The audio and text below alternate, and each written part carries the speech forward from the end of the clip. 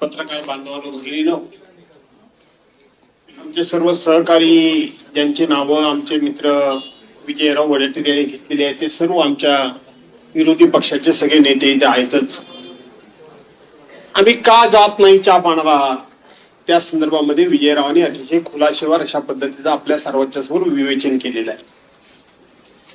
आम्हाला जे राज्याचे प्रमुख म्हणून आणि सभागृह नेते म्हणून ज्यांनी आम्हाला निमंत्रित केलंय ते राज्याचे मुख्यमंत्री देवेंद्र फडणवीस यांनी चहा पानाला आम्हाला या म्हणून पत्र पाठवले. पत्र काय पाठवले की भास्कर भाऊराव जाधव आमदार पुढे काय लिहिलंय की आपल्या महाराष्ट्राच्या विधानसभेला खूप मोठी गौरवशाली परंपरा लाभलेली आहे.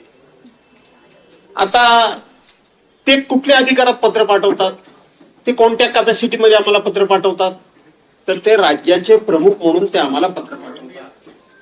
मग तशाच पद्धतीनं विरोधी पक्षाचा प्रमुख कोण आहे?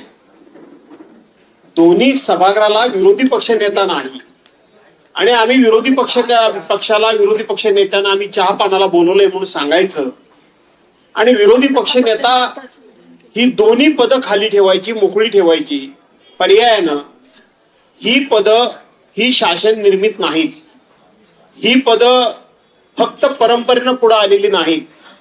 तर डॉक्टर बाबासाहेब आंबेडकरांची जी घटना आहे त्या घटनेमध्ये विरोधी पक्षनेता कोण असावा, विरोधी पक्षनेता असलाच पाहिजे, त्याची निवडीची पद्धत ही विधिमंडळ नियमामध्ये सुद्धा आहे, घटनेमध्ये सुद्धा आहे, प्रथा परंपरेमध्ये सुद्धा आहे. आज सगळ्यात काय सांगितलं जायचं की एकूण सदस्य संख्येच्या 10% सदस्य असल्याशिवाय विरोधी पक्ष नेता पद निवडता येत नाही.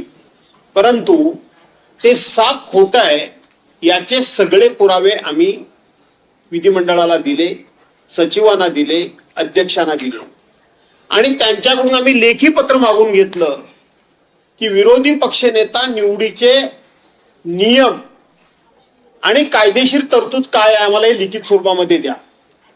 ते आम्हाला मागचे सगळे रेफरन्सेस सांगायला लागले. ते म्हटलं आमच्याकडे सगळे जाईल, आम्हाला कायदेशीर तरतूद काय आहे ती सांगा, लिखित स्वरूपामध्ये नियमामध्ये तरतूद काय ती सांगा.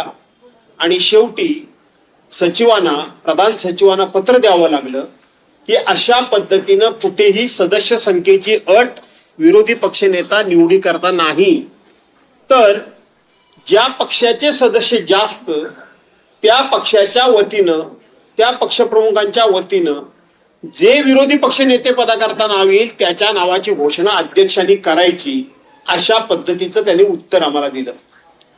आज सभागृहातली परिस्थिती काय, विधिमंडळातली, केवळ विधानसभेतली नाही, तर विधानसभा आणि विधान परिषद दोन्ही विरोधी पक्ष नेतेपद खाली आहेत, दोन्ही.